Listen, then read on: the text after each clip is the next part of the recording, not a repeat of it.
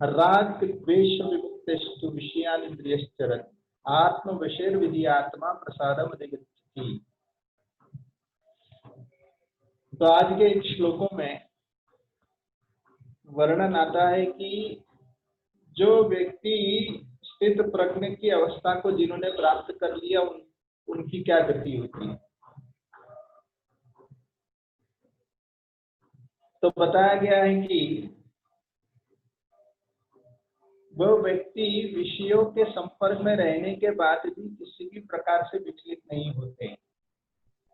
तो आप सभी को ये बात को आपने याद रखा होगा कि 4 प्रश्न पूछे थे अर्जुन ने, और वो 4 प्रश्न क्या क्या था? प्रभाषेत, भाषा, प्रभाषेत, आसित, प्रजेत, ये 4 प्रश्न था। तो ये 3 प्रश्न का तो समाधान हो गया है, और साथ में व्यक्ति के गिरने का भी चर्चा हो चुका है कि जिसकी इंद्रिय पूर्ण रूप में संयमित नहीं है, यानी कि जिन्होंने परम दृष्टवा प्राप्त नहीं किया, तो वे लोग गिरने की संभावना है। और वो गिरने की संभावना शुरुआत कहाँ से होती है? ध्याय तो विषयान पुंसा, किसी विषय वस्तुओं में ध्यान लगाते हुए उनके प्रति आकर्षण बढ़ जाता है। तो पहले का जो श्लोक है, श्लोक नंबर 55, जिसमें वर्णन किया गया है कि स्थित प्रज्ञ का भाषा क्या है, उसका स्वभाव क्या है। 56-57 में वर्णन किया गया है कि स्थित प्रज्ञ बोलता कैसा है, यानी कि हर परिस्थिति को वो कैसे स्वीकारता है, दुख सुख शुभ अशुभ इत्यादि को वो समदृष्टि से इसको वो प्रत्युत्तर देता है समदृष्टि के भाव से। और 58-59 में वो बैठता कैसा है, इसका वर्णन किया गया है। तो बैठता कैसा है,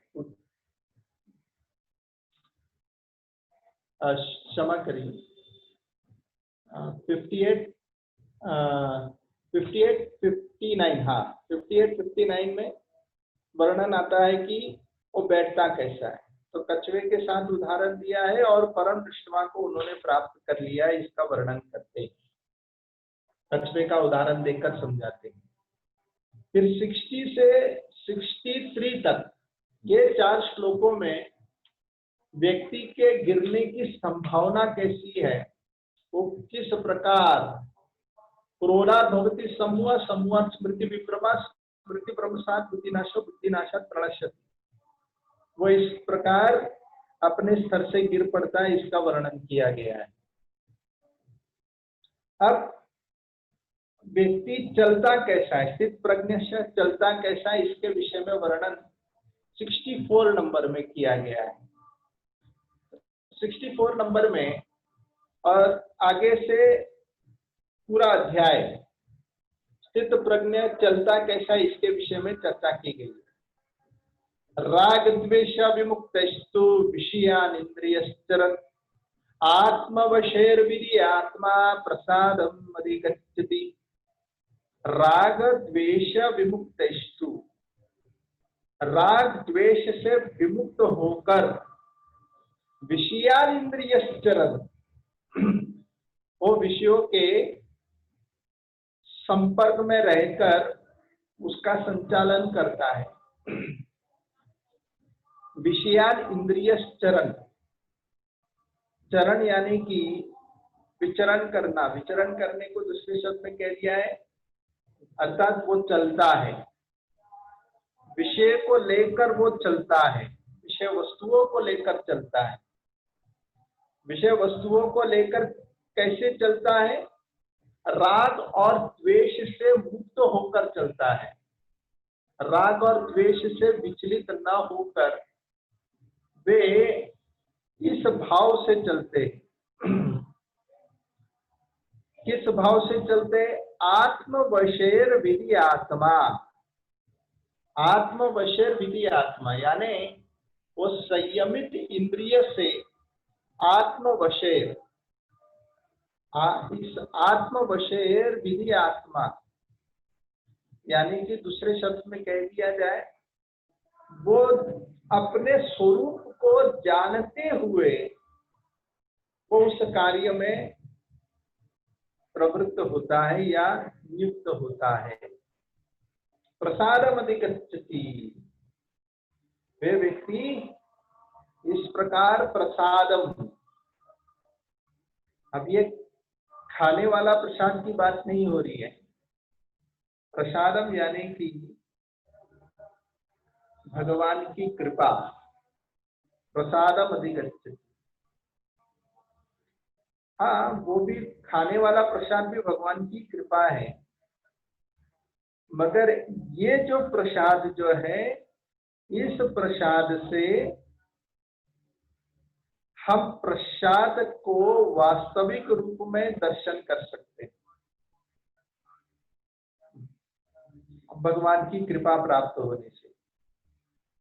तो उसे करना क्या है? सबसे पहले विषय वस्तुओं के राग और द्वेष से विमुक्त होकर उसे कार्य करना पड़ेगा। तब जाकर होगा क्या? विधेय आत्मा यानी कि अपने इंद्रियों को संयम रखते हुए वो कार्य करता है तो प्रसाद प्राप्त होगा। अब इसको दो ढंग से आप स्वीकारिए, एक साधक भक्त के लिए, एक उन्नत भक्त के लिए। साधक भक्त के लिए ये श्लोक कैसे काम आएगा? साधक भक्त यानी कि जो अभी साधना में लगे हैं, जो साधना में जो लगे हैं, वैसे व्यक्ति के लिए यहाँ पर सूचना दिया गया है कि राग द्वेष से विचलित न होते हुए विषय वस्तुओं को स्वीकारे। कैसे स्वीकारे? इंद्रियों का कुछ नियमों में इंद्रियों को रखकर, विधेय आत्मा यानी कि कुछ रूल्स एंड रेगुलेशन, नियमों का पालन करते हुए, तब जाकर उसे प्रसादम अधिगच्छति प्राप्त होगा। तो ये विधेय आत्मा को दूसरे शब्द में कह दिया जाए जो मुक्त आत्मा है, या जिसने जो स्वतंत्रता जिसने प्राप्त कर लिया। अभी तक हमारे जीवन में स्वतंत्रता आई नहीं है, क्योंकि हमने अभी तक विधेय आत्मा को यानी कि आत्मवशेर प्राप्त नहीं किए। जिसने अपने जीवन में अपने इंद्रियों को कृष्ण की सेवा में नियुक्त किया है, वही व्यक्ति वास्तविकता में स्वतंत्र है, जो अपने गति को ऊपर की ओर उड़ान लगा सकता है। और जिसने नियमों का पालन नहीं किया, वो व्यक्ति बंधन अवस्था में है। जैसे नियमों का पालन यानी कि अब इसको आप दो उदाहरण से समझ सकते हैं। एक है पतंग, दूसरा है फुटबॉल। जो लोग कहते हैं कि मैं भगवान के नियम क्यों पालूं, मैं अपने मन धड़न से जो मनता वो करूंगा, मैं अपने मन मर्जी से जहां पर घूमना है वो घूमूंगा, ये मत खाओ, वो मत करो, यहाँ मत देखो, वो कार्य मत करो। ये आप लोगों के भक्ति में बहुत सारे नियम है, मुझसे ये सब होता नहीं है। तो ऐसे व्यक्ति, कहने वाले व्यक्ति लोग कौन है? वो फुटबॉल के समान है, जो आजाद घूमना चाहते हैं। अब फुटबॉल भी जो होता है वो 11-11, 22 खिलाड़ी के बीच में वो फुटबॉल स्वतंत्र है, लेकिन स्वतंत्र तो है, लेकिन 22 खिलाड़ियों का लात भी खाता रहता है, कभी यहां से कभी वहां से, कभी इस प्रकार केवल लात खाता रहता है। वैसे ही जो ये कहते हैं कि मुझे भक्ति के नियम पालन नहीं है, उनकी अवस्था कैसे इसी प्रकार है कि वो किस प्रकार है? जो वो कहते हैं कि मुझे किसी प्रकार का नियम पालना नहीं है, लेकिन माया के द्वारा वो केवल जूते खाता रहता है, केवल लात खाता रहता है। इसलिए उनकी अवस्था परतंत्र है, स्वतंत्र नहीं है। अच्छा, स्वतंत्र कौन है? स्वतंत्र पतंग है। जो पतंग जो है वो डोरी के साथ बंधा हुआ है। तो डोरी के साथ जब तक बंधा है तब तक वो पतंग उड़ान लगाएगी। तो वो पतंग स्वतंत्र कैसे? क्योंकि वो पूरा आसमान उसके लिए खुला पड़ा है, जहां पर घूमना है वहां घूम सकती है, मगर नियमों के अंतर्गत रहेगा, यानी डोरी के साथ बंधे रहेगा। तो वही जो डोरी जो है वो हमारी कृष्ण भक्ति के नियम है। यदि हम कृष्ण भक्ति के नियमों का पालन करते हैं तो वास्तविकता में हम स्वतंत्र हो जाते हैं। उसी को ही स्वतंत्र कहते हैं, जिसने अपने जीवन में कृष्ण भक्ति के नियमों का पालन किया। क्योंकि वो नियम को तुलनात्मक किया गया डोरी के साथ।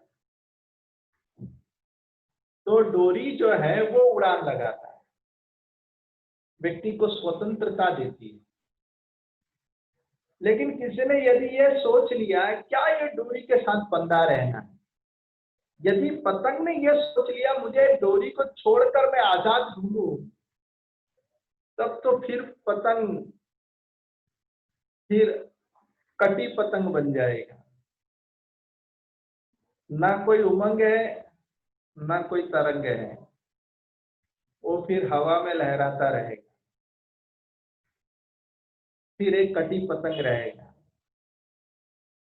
तो वैसा जो अपने जीवन में भक्ति के नियमों का जो उल्लंघन करता है या भक्ति के नियमों का वो तिरस्कार करता है, तब तो फिर वो जिस प्रकार वो पतंग की अवस्था क्या हुई, वो पतंग भूमि पर, कटी हुई पतंग भूमि पर गिरते ही उसके 4 टुकड़े हो जाए।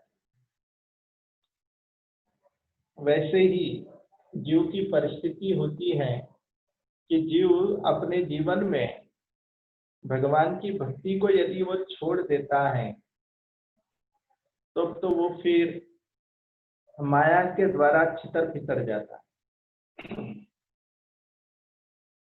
तो इसी प्रकार नियम जो होता है हमें आजादी देता है, नियम का उल्लंघन हमें बर्बादी देता है या तो फिर बंधन देता है।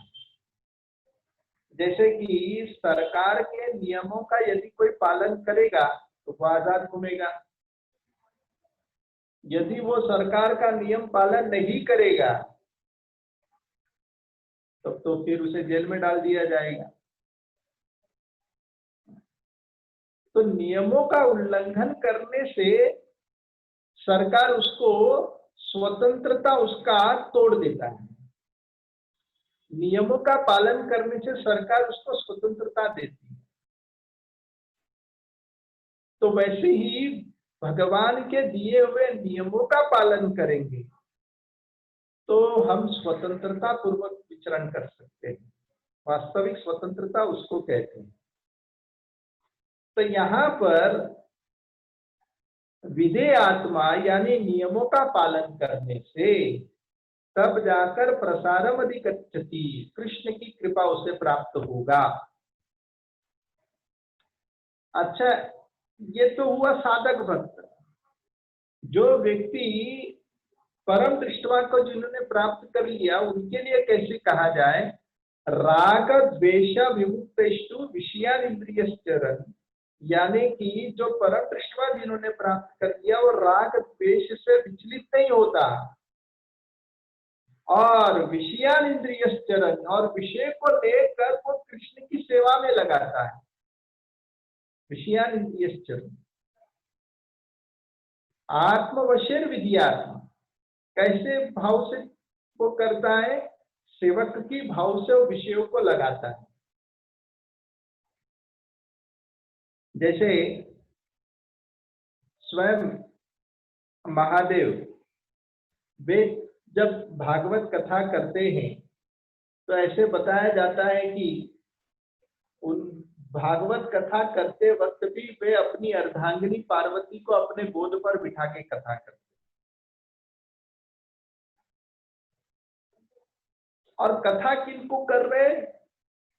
वैरागी शिरोमणियों को, जिन्होंने घर संसार छोड़कर संन्यास ले लिया, उन लोगों को प्रवचन दे रहे, और उनको प्रवचन दे रहे हैं ऐसे संतों को, ऐसे सन्यासियों को प्रवचन दे रहे अपने गोद में पत्नी को बिठाकर।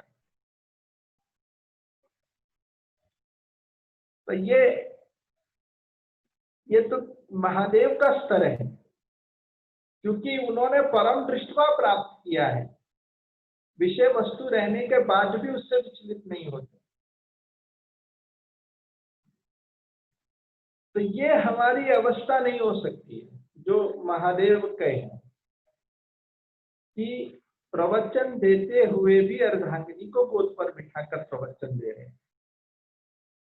तो इससे क्या पता लगता है कि महादेव की इंद्रिय जो है वो विषय वस्तु से विचलित नहीं हो रहे, क्योंकि पूर्ण रूप में उनकी चेतना कृष्ण में स्थिर है।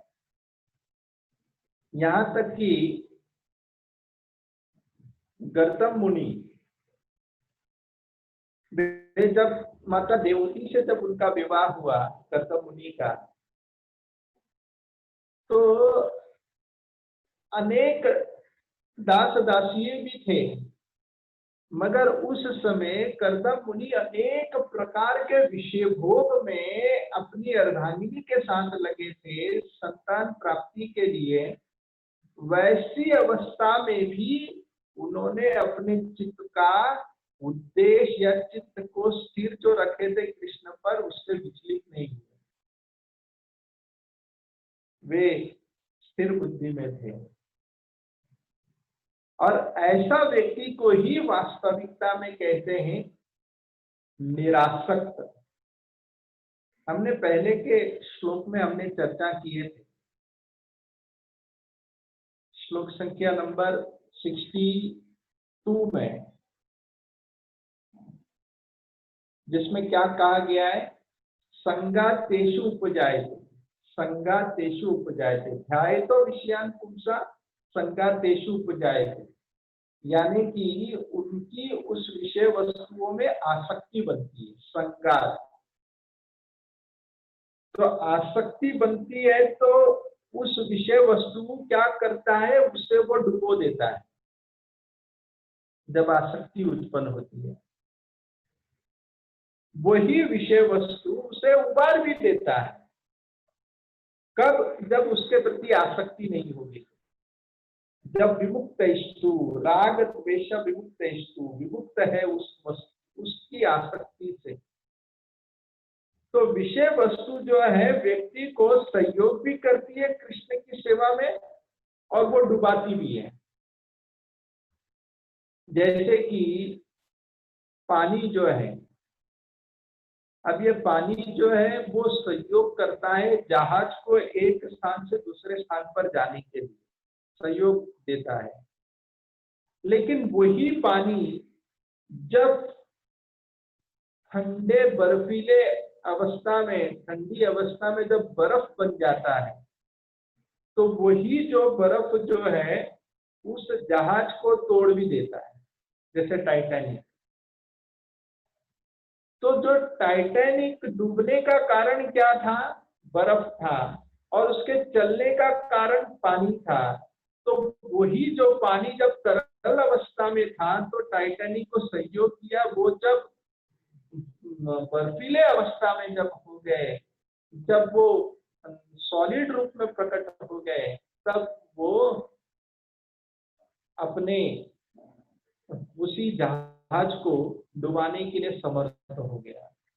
उसी प्रकार ये पानी बर्फ बनने का अर्थ है विषय वस्तु के प्रति आसक्ति। विषय वस्तुओं के प्रति आसक्ति होती है तो वो व्यक्ति या वस्तु हमें डुबा सकता है। लेकिन यदि किसी वस्तु या व्यक्ति के प्रति आसक्ति नहीं है, निरासक्त रूप में अगर उनके साथ व्यक्ति का लेन देन होगा, तो निश्चित रूप में वही व्यक्ति या वस्तु उसको भक्ति में सहयोग कर सकता है। इसलिए यहाँ पर विमुक्त स्तु कहा गया है कि उसे उस वस्तु से विमुक्त होने का अभ्यास करना चाहिए। विमुक्त होगा तब क्या होगा, विषयान इंद्रियश्चरण, इंद्रियश्चरण, विषयान इंद्रिय, विषय और इंद्रिय, विषय और इंद्रिय वैसे तो आरंभ साधक भक्तों के लिए विष के समान माना जाता है।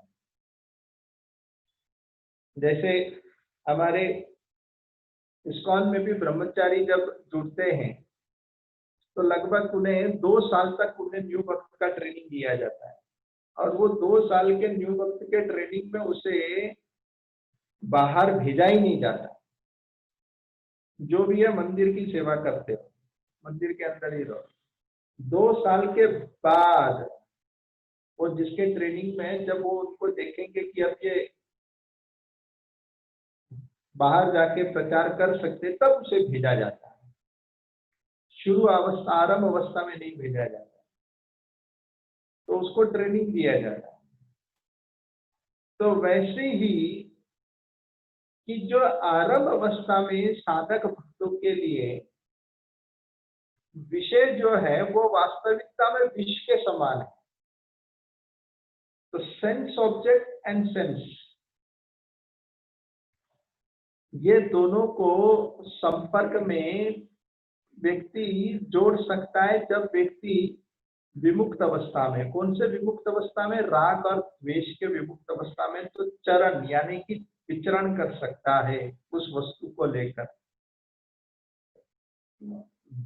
जब उसके पास जब भली बात ये समझदारी आएगी कि मुझे किस प्रकार भक्ति करना है, जब उसके अंदर वो मैच्योरिटी या वो बड़प्पन जब आएगा, तब उसे एंड्रॉइड मोबाइल दिया जाएगा या लैपटॉप दिया जाएगा।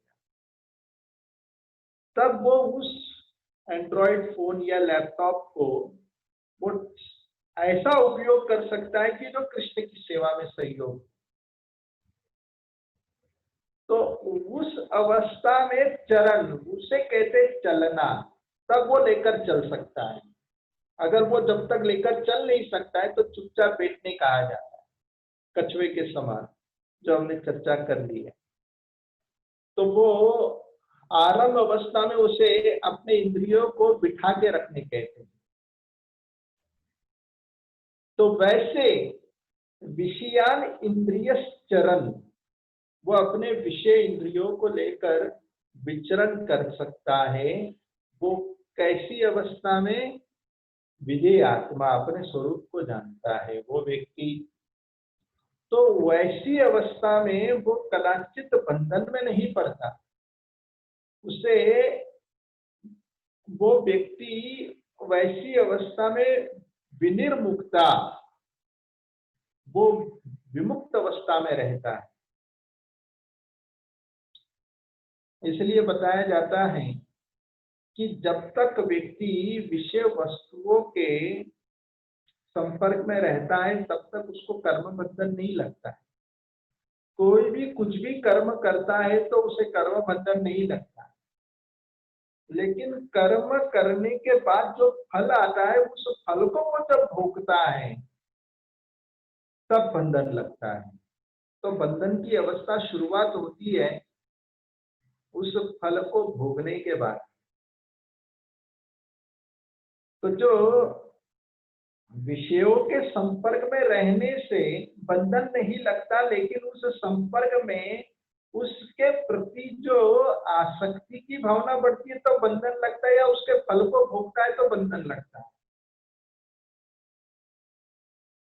इसलिए बताया गया है कि विषय वस्तु जो है उसे यदि भोगते भी हैं तो वो किस भाव से स्वीकारते? उस विषय वस्तुओं को सेवक की भाव से स्वीकारते। जैसे गोपियागण जब उन्हें जाना था दुर्वासा मुनि को भोजन देने के लिए, तो जब जाने के लिए जब वे लोग दुर्वासा मुनि के लिए बहुत सुंदर सुंदर पकवान बनाए थे, अनेक अनेक प्रकार के व्यंजन बनाए थे। और ऐसे अनेक प्रकार के व्यंजन बनाकर जब जाने की तैयारी कर रहे थे, तब हुआ क्या कि यमुना नदी खूब जोर से बह रही थी। अब गोपियों की हिम्मत नहीं थी कि यमुना नदी को पार करके उस तरफ जाए। कैसे जाएंगे? तो वहीं पर ही कृष्ण खड़े थे। तो ये इन्होंने आकर कृष्ण के पास आकर कहने लगे कि हे केशव, कुछ रास्ता बता दीजिए कि हम इस यमुना नदी को कैसे पार लगाएं। इस समस्या का समाधान कर दीजिए। कृष्ण ने कहा, यमुना नदी को तुम कह दो, यदि कृष्ण ब्रह्मचारी है तो रास्ता दीजिए, यदि कृष्ण ब्रह्मचारी नहीं है तो रास्ता मत दे। सारी गोपियां एक दूसरे को देखकर हंसने लगी। ये क्या कह रहे, इतना तो हमारे साथ दिन रात तो रासलीला खेलते रहते और अभी कह रहे ब्रह्मचारी है।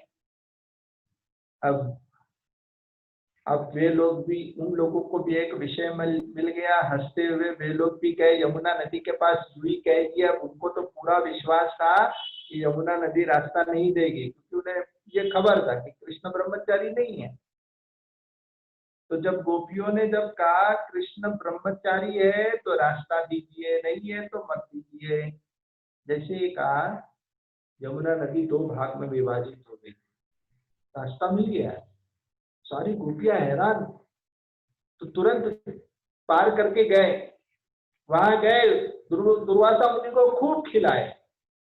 दुर्वासा मुनि ने सारे प्रसाद का रसास्वादन किए।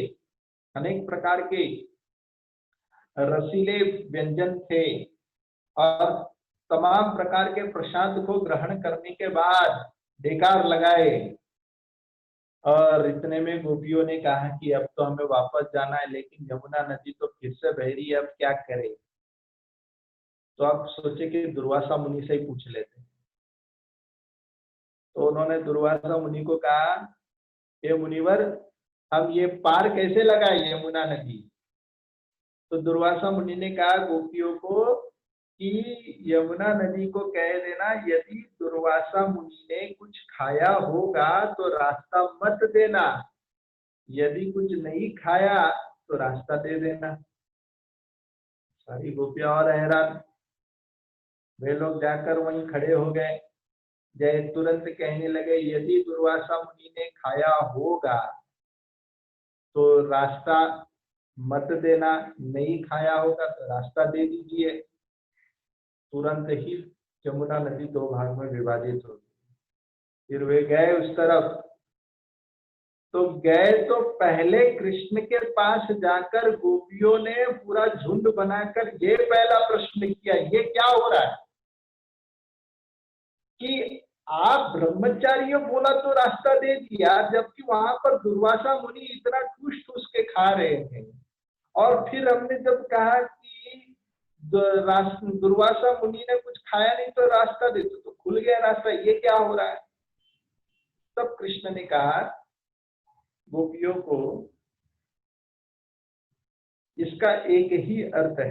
तो बोले क्या अर्थ है? तो कहने लगे निरासक्त। तब उन्होंने कहा कि मैं जब रासलीला भी खेलता हूं तो निरासक्त रूप में खेलता हूं, और क्योंकि मैं विषयों के प्रति किसी भी प्रकार के भौतिक कामना नहीं रहती, और इसी कारण से मैं जब रासलीला भी खेलता हूं तो मेरी ब्रह्मचारी यथारूप में मेरा बना रहता, क्योंकि मैं निरासक्त रूप में हूं। अच्छा, दुर्वासा मुनि ने भोजन ग्रहण किया, लेकिन उन्होंने भोजन स्वीकारने के बाद भी, प्रसाद सेवन करने के बाद भी वो निरासक्त रूप में स्वीकारे, और इसी कारण से दुर्वासा मुनि ने कुछ भी नहीं खाया। खाया तब माना जाता जब वो खाते वक्त स्वयं के इंद्रियों को संतुष्ट करते, मतलब वो निरासक्त रूप में उस प्रसाद का सेवन किया, प्रसाद को खाए नहीं, प्रसाद का सेवन किया, अर्थात प्रसाद को स्वीकारे। तो वैसे यहाँ पर निरासक्त रूप में होने के कारण कृष्ण भी ब्रह्मचारी है, दुर्वासा मुनि ने भी कुछ नहीं खाया। तो इसका अर्थ क्या है? मूलतः व्यक्ति को होना क्या चाहिए? मूल यहाँ पर शिक्षा ये है कि व्यक्ति को अपने जीवन में विमुक्तस्तु, राग द्वेष से विमुक्त होना चाहिए। जब तक राग द्वेष से विमुक्त अवस्था नहीं आएगा तब तक वो व्यक्ति ये स्तर को प्राप्त नहीं करेगा। इसलिए आगे क्या कहते हैं कि जब व्यक्ति इस अवस्था को प्राप्त कर लेता है, प्रसादम अधिगच्छति, यानी कि जब विषयान इंद्रियश्चरन् आत्मवशेर विधियात्मा प्रसादम अधिगच्छति, राग द्वेष विमुक्त होकर जब विषयों को कृष्ण की सेवा में लगाकर वो जब कार्य करता है तो वो प्रसादम अधिगच्छति, यानी उच्च वो भगवान की कृपा को प्राप्त करने के समर्थ हो जाता है। वैसा प्रसाद क्या करता है? वो प्रसाद प्रसादे सर्व दुखानां हानिरशोपजायते प्रसन्न चेतसि ही आसु बुद्धि पर्यवतिष्ठते प्रसादे सर्व दुखानां, ये प्रसाद जो है तमाम दुखों को नाश कर देता है। प्रसादे सर्व दुखानां क्या करता है? हानिर, यानी कि दुखों को नाश करता है। कौन सा प्रसाद? भगवान की कृपा। प्रसन्न चित्त से ही आशु, उनका चित्त जो है प्रफुल्लित हो जाता है। बुद्धि पर्यवतिष्ठते, और इस तरह वो पूर्ण रूप में कृष्ण भावनामृत में स्थित प्रज्ञश्च के इस अवस्था को प्राप्त करता है, या उसकी बुद्धि स्थित प्रज्ञ बन जाता है। जो व्यक्ति भगवान की कृपा प्राप्त कर लेता है, इसलिए दोनों श्लोक साथ में है कि इस प्रकार भगवान की कृपा के हेतु वो स्थित प्रज्ञ बन जाता है कि जब तक भगवान का या वैष्णव की कृपा प्राप्त नहीं होगी तब तक व्यक्ति स्थित प्रज्ञ नहीं बन सकते। जैसे श्री संप्रदाय में एक कथा आती है, श्रीपाद रामानुजाचार्य वे जब अपने शिष्यों के साथ जा रहे थे तब उनके उसी जिस गांव में जा रहे थे तो उस गांव में दो शिष्य थे उनके। एक बड़ा श्रीमंत था और एक बहुत ही गरीब था जो भिक्षा मांगकर अपना जीवन गुजारा करता था। इतना ऐसी दरिद्र अवस्था थी उनकी कि उनके पति पत्नी के पास एक ही कपड़े थे कि जब पति जाते थे तो वो कपड़े पहनकर जाते थे, जब घर पर आते थे तो वो अपना कपड़ा उन्हें दे देते। और ऐसे उनकी दरिद्र अवस्था बताई गई है। तो रामानुजाचार्य ने अपने सेवक को कहा कि जाओ उस श्रीमंत जो था यज्ञेश्वर को जाकर कह दो कि मैं आया हूं। और उन्होंने जाकर यज्ञेश्वर को संदेश दिया कि गुरु महाराज आपके आ रहे हैं, तो उनके भोजन के लिए सारी व्यवस्था करिएगा। तो सुनते ही वो हर्षोल्लास से सारी तैयारी चालू कर दी। तब जब ये लौट कर आए तो गुरु रामानुजाचार्य ने पूछा, तो जब तुम वहां पर गए तो तुमने ये बात कहा? बोले हाँ कहा। सुना? बोले हाँ सुने। उन्होंने आपके साथ कैसा व्यवहार किया? तो बोला वो हमारे साथ तो कुछ नहीं किया, लेकिन वो सुनते ही वो तैयारी चालू कर दिए। तो रामानुजाचार्य ने कहा जिसने मेरे भेजे हुए प्रतिनिधि का सम्मान नहीं किया तो मेरा सम्मान क्या करेगा? नहीं जाना है वहां पर, हटा दो। और वो रामानुजाचार्य उनके घर पर गए ही, और फिर वे गए एक गरीब के घर पर। जब घर पर वहां पर गए तो उनके गरीब शिष्य बाहर गए थे भिक्षा के लिए, पत्नी अकेली थी। तो इन्होंने दरवाजा खटखटाया, तो ये जान गए कि गुरुजी आए हैं, लेकिन द्वार कैसे खुले। तो वे हिचकिचा रही थी क्योंकि कोई कपड़े नहीं थे उनके पास। तो ये खबर लग गया रामानुजाचार्य को। रामानुजाचार्य ने अपने अंग वस्त्र उन्होंने दरवाजे के अंदर फेंक दिए और उसी वस्त्र को लिपट कर वो आई और उन्होंने द्वार खोलकर गुरु महाराज को आसन इत्यादि देकर बिठाई। और रामानुजाचार्य ने कहा कि मैं हमारे शिष्यगण यहीं पर ही बैठ के आज भोजन करेंगे। तो कहने लगे, अब ये सुनते ही बहुत खुश हो गई, लेकिन रसोईया में तो एक फूटी कौड़ी नहीं थी, एक दाना नहीं था। पतिदेव गए भिक्षा मांगने, ज्यादा से ज्यादा कितना दाना लाएंगे, और इतने सारे शिष्यगण भी है खड़े।